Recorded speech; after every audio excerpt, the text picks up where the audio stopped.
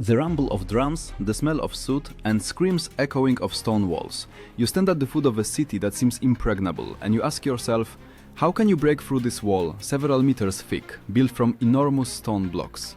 The Romans found an answer, but the price of this answer was time, blood, and inhuman endurance, and at the end of this story you'll have to ask yourself, could you have endured what was happening inside the Roman battering ram?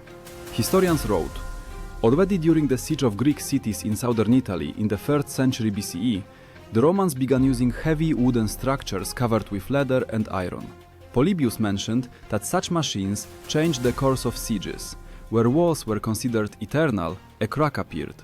Imagine a huge wooden frame covered with raw bull hides. This was not just protection, this was the ram itself. Its heart, a long shaft suspended on chains that could accelerate and strike stone with force comparable to an animal's ram. It was from this image that the name was born, Ares, ram, the Roman word for a battering ram. The hide stretched over the frame absorbed the smell of smoke and burning.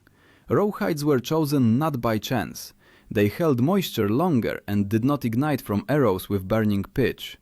Inside the ram, darkness, the rumble of impacts and the feeling that you are inside a living creature that breathes with you. Caesar in his notes wrote that, without rams, the walls of Gaul could be stormed for weeks, but with them, cracks appeared after just a few hours of impacts. This was a tool that broke not only stone, but also the will of the besieged. And here, for the first time, a key term appears, vinilla. This is what they called the movable wooden shelters that protected the legionnaires while they brought the ram closer to the wall. Essentially, these were the first movable shields on wheels, made to bring destruction closer. And yet, no protection could hide the tension that the legionnaires experienced. To go out under the walls, listen to stones and burning oil flying from above, and drag on yourself a machine weighing several tons. This was not just a military assignment. This was a challenge to the human limit. But what made the Romans believe that wood and iron could break stone that had protected cities for centuries? The answer lies in their preparation, and that's exactly what we'll approach next. You can hear it before you see it. The creaking of wood, the blows of axes, the clang of iron against nails. This is not a battlefield, but a giant workshop under the open sky. Before the first blow of the ram resounds against the city walls, the Romans turned the camp into a factory of destruction. Here was born the living beast that was meant to break through what seemed eternal. Sources report that such machines were built right at the siege site. Livy wrote that entire detachments of engineers were allocated for this, fabri, subordinated to the military tribune. These were not warriors with swords, but masters of the axe and saw, without whom the army could not have broken cities. And in their hands, each plank turned into part of the future ram. Now imagine dozens of oak logs laid out in a row, and people carrying them on their shoulders. The weight of just the shaft that would become the heart of the ram could reach several hundred kilograms. To suspend it on chains required blocks and ropes stretched with precision comparable to the mechanisms of modern cranes. This shaft was called Ares, ram, because its strikes against walls resembled the furious collision of a horned animal. Inside the camp, everything was subject to calculation. Archaeological finds show the Romans used wooden wheels and iron hoops so the ram could be rolled right up to the walls. But the structure itself was vulnerable to fire, and here a special detail emerged. The raw hides we already encountered. They were expensive and their delivery required caravans with provisions and water. Sometimes a siege consumed more supplies than the battle itself. At this moment a new term appears, testudo. This was the formation of legionnaires who walked alongside the ram, covering it with shields. Imagine a huge turtle of bronze and wood slowly approaching the walls. Without this living wall of people, the machine itself wouldn't have lasted an hour under fire. And you must understand the scale. To move the ram required dozens of soldiers. They pushed the machine, doused the heights with water, held the beams, and all while hearing stones raining down from above. They knew that at any moment the ram's roof could cave in, and inside it became a trap, but they still kept moving forward. Modern historian Goldsworthy wrote that Rome's siege technology was not just a copy of the Greek. The Romans brought it to the limit of efficiency. They had precise calculations, logistics, division of duties. What other armies did by intuition, the Romans turned into a cold system. Now imagine the preparation for the strike itself. First, the legionnaires formed a protective formation, carried the machine to the foot of the wall. Then they attached the shaft, checked the chains, and only then did the first warriors go inside. It was dark there, stuffy, smelling of wet leather and pitch, and each of them understood they were not just fighters, they were part of the machine itself. But even with perfect preparation, there was a moment of truth. When the ram's rumble first touched the wall, everything changed. The battle became a struggle of endurance. What the legionnaires experienced inside in the first minutes of impact, this will be our next stop. The first blow always sounded like a thunderclap. The silence hanging over the walls was torn by the sharp rumble of wood against stone. Inside the ram, everything shuddered. Beams trembled, chains creaked, and the heavy shaft, like a living heart, moved forward and back, again and again crushing into the stone flesh of the city. For those standing inside, this was not just sound. This was a rhythm that penetrated to the bones, turned breathing into short gasps, and thoughts into anticipation of the next blow. Ancient historians noted that the first minutes of the ram were decisive. Caesar wrote about how the defenders of Gaul reacted instantly. From above flew arrows, stones, torches with burning pitch. Everything that could break, burn, or at least delay the ram came crashing down from the heights. At this moment, the warriors inside the machine found themselves in a trap. If the roof held, they continued. If it broke, everyone died in a matter of seconds. And now, imagine the darkness inside. The only light, strips of smoke and fire seeping through the cracks, the air thick, filled with soot and the smell of wet leather. Warriors push heavy beams, synchronously accelerate the shaft, and each blow resonates with a rumble in their chests. Where you might want to breathe deeper, warriors learned to breathe shallowly so as not to suffocate. This is the true adversus murum, battle against the wall, a term the Romans used to denote the beginning of an assault. At this moment, the figure of a centurion entered the arena. He was not outside, but often went inside the ram to keep the rhythm and prevent the warriors from losing sync. His voice drowned out the blows, short commands, like hammer strikes, 1, 2, and the shaft struck the wall again. This was the peculiarity of the Roman army. Even inside the machine, where there seemed to be no room for order, discipline reigned.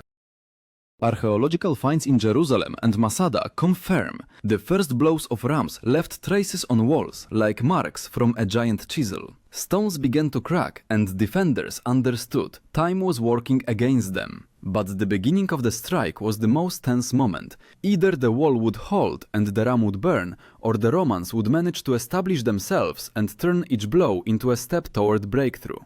Now pay attention to details. Warriors pushing the machine carried on themselves weight no less than 20 kilograms of equipment. Their armor, shields, helmets heated under the sun, turning into an oven. Under the ram, in the darkness, this heat intensified, and that's exactly why soldiers with water amphora always walked nearby. They watered the ram's hide, they gave drink to warriors, they extinguished the first tongues of flame. Without this support chain, the machine would die in the first minutes.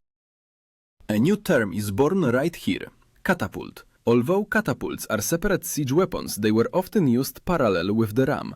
While some struck the wall, others knocked defenders off the walls to reduce pressure on the ram. This was like modern tactical support. Without fire cover, any advance becomes suicide. And yet, even with support, the beginning of the ram was always a test. Blow after blow, stone began to yield, but warriors inside felt every second how the wall resisted. It groaned, but did not surrender. This was a struggle not only of army against city, but of men against stone. And here the main question arises: how many blows are needed for stone to surrender? How much strength is needed to turn a crack into a breach? The answer to this lay in the climax we have already approached closely. The rumble became deafening. Each new blow of the ram resonated not only in stone, but in the bodies of warriors inside. It seemed that their bones too began to crack in rhythm with the wall. From outside, this sound resembled the beats of a huge drum of war. Inside, it turned into unbearable vibration that made ears ring. It was at this moment that the real test began. The wall started to yield. Polybius wrote that when the first cracks appeared in stone masonry, the city began to panic. Defenders understood. They had only hours, sometimes minutes, to stop the Roman ram. They brought the heaviest stones to the walls, prepared barrels with burning pitch, threw iron hooks down, trying to hook and overturn the machine. And all this came crashing down on legionnaires who remained inside, in the wooden darkness. Now imagine this spectacle. From above flies a huge block, strikes the ram's roof, and the entire frame shudders. Dust falls into eyes, beams crackle, but the machine holds. Warriors inside lose the rhythm, but the centurion raises his voice again. He shouts, drowning out the crash, returning breath to the rhythm of blows. This rhythm, the only thing that keeps them from chaos. The technical detail here becomes decisive. The suspension. The ram's shaft hung on chains and ropes, and it was precisely these that allowed it to accelerate. The term for this construction was suspensura. Without it, the ram could not deliver blows with such force, and with it, each acceleration turned into a blow that shook the ground beneath their feet. And then a turning point occurred. Stone began to split. First a small crack, then a crunch that even the besieged could hear. This was like the sound of ice breaking in spring, only 100 times louder. And with each blow, this crack widened. Warriors inside the ram knew. They stood on the threshold of breakthrough. But this very moment was the most deadly, dangerous. Livy mentioned that cities often tried to make a sortie precisely when the ram began to win. A sudden strike from the gates, a night attack, fire carried in darkness. For this, the Romans always kept a reserve nearby. The legate commanding the siege distributed detachments in advance. Some struck the walls, others covered the ram, a third stood ready to meet the enemy at the gates. Archaeology confirms that such battles cost dozens, sometimes hundreds of lives in one night. In Masada were found traces of fires and collapses that show defenders fought desperately. But the Roman machine slowly, step by step, still brought the denouement closer. Sensory details here become especially harsh. Heat from burning pitch, stench of burning, screams of the wounded, crash of wood and stone, all this mixed into one nightmarish orchestra. And warriors inside the ram knew, while they strike, while the rhythm is not broken, the city has only one future, a breach. And it is precisely here that a new term enters the game, cohort. This is not just a military unit, this was the backbone of the Roman army. When a hole appeared in the wall, it was precisely the cohort that first burst inside. That is, people who had just pushed and defended the ram became the first to take the bridge by storm. The climax always ended the same way. A scream, a crash, collapse. Stone surrendered. The wall, considered impregnable for centuries, suddenly turned into a pile of debris. And at this moment, the entire city understood. Next would begin the most terrible. But what was this end like for the besieged? What did the ram's denouement mean not only for stone, but for people inside and outside? The wall did not collapse immediately. First, only individual stones began to fall out. Then a crack, like black lightning, cut through the masonry. The last blow of the ram sounded as if the earth itself was collapsing. Stone blocks rolled down, raising a cloud of dust, and suddenly, before the legion, opened a breach. For the besieged, this was a moment of horror. For the Romans, a signal for the decisive rush. Appian wrote that it was precisely at this moment that the outcome of the siege became obvious. No city could hold if the ram brought the matter to a breach. But along with this moment came the most cruel stage of battle. Now, war turned into hand-to-hand combat. Every stone, every fragment became a weapon. You must imagine what was happening inside the ram in the last minutes before the assault. Warriors who for hours had pushed the heavy machine now had to drop the beams, break out, and be first to enter the breach. Where a second ago they heard the rumble of blows, now the clang of swords and spears awaited them. This transformation from machine builders to assault troops was the essence of Roman discipline. Here, the legate entered the scene, supreme commander of the siege. His decision determined everything, whether to immediately throw cohorts into the breach or wait until the dust settled. Modern historian Sabin noted that such minutes were the most dangerous for Romans. Too early an assault could lead to the death of hundreds of warriors, too late allowed defenders to fortify the breach. A new term sounds especially vivid here, ordo. This is what Romans called battle order. The breach could not be taken in chaos. Legions moved in ordo, clear lines that broke the remnants of resistance. Imagine a wave rolling onto shore. First narrow but dense, then wider and wider. So two cohorts filled the breach, turning the hole in the wall into a new border of Rome. Archaeological finds in Numantia show, after breakthrough by ram, Romans left nothing to chance. At the site of destroyed gates, they found charred beams and traces of many bodies. This means the battle continued to the last defender. And here came the moment rarely spoken of. What became of the ram after the breach was made? It remained behind, dead and burned out, like a consumed beast. It was no longer pushed, no longer watered. Warriors abandoned it, as soldiers leave a shield on the battlefield. The machine that for hours had breathed with them became simply a pile of wood and leather. But it was precisely in this death of the ram that its victory lay. It lived a short, furious life and died at the moment when the city surrendered. And here it's important to remember the numbers. Polybius wrote that during major sieges, for example Syracuse, constructing rams took weeks, sometimes months, but one successful blow could decide a city's fate in a matter of hours. The price of these blows was measured not only in time and wood, but in the lives of hundreds of legionnaires. For Rome, the denouement was always the same. The breach became gates. The city either surrendered, seeing that resistance was meaningless, or perished in ruins. For legionnaires, this was the end of one nightmare and the beginning of another. Those who spent hours inside the ram now had to step where Rome was bursting in, into homes, streets, and people's fates. And it is precisely here that a new question arises. If stones yielded to iron and wood, then what happened to the hearts of those who found themselves inside this machine? When the breach was taken and the city fell, the ram's fate seemed decided.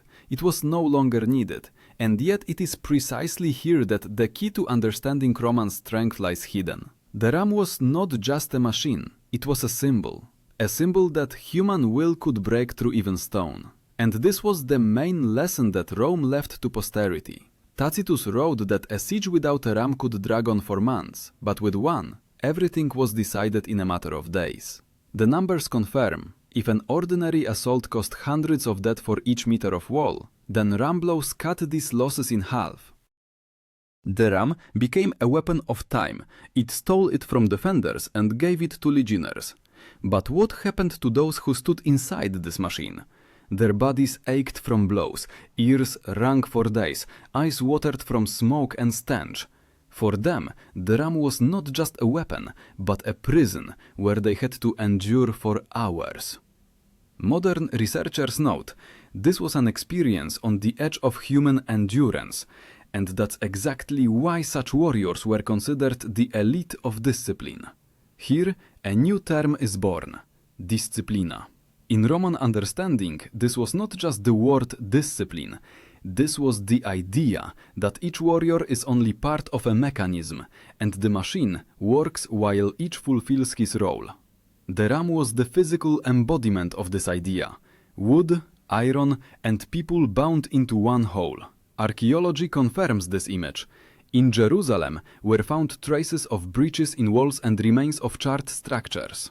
These finds show the ram lived and died with the siege. The remains stayed in the ashes, and with them, the memory of how the Roman army broke cities. But most important, the long-term consequences. After the siege wars in Gaul and Judea, Roman technology became the standard for future armies. Medieval armies copied Roman principles, though they could not always repeat their effectiveness. Even modern military doctrines recognize, without logistics, discipline, and technology, no force can take a fortress. Now let's return to the question we left at the beginning. What was happening inside the Roman battering ram? There was no heroism in the usual sense. There was heat, darkness, stench, blows, and fear. But it was precisely man's ability to endure this that turned wood and iron into a weapon that changed the fates of empires. And now imagine yourself in their place. Hours in darkness, in thunder, in heat, pushing a machine that could at any second catch fire and bury you beneath it. Could you have endured this? Could you have become part of the ram? Part of a nameless force that breaks stone? Everyone gives their own answer to this question. But one thing is clear. It was precisely such warriors, such machines, and such discipline that made Rome what it is in history.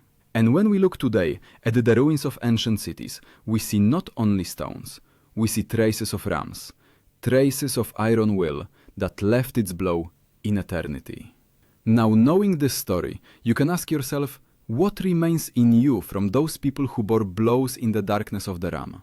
And if tomorrow a wall stands before you, not of stone, but of difficulties, will you have enough strength to break through it?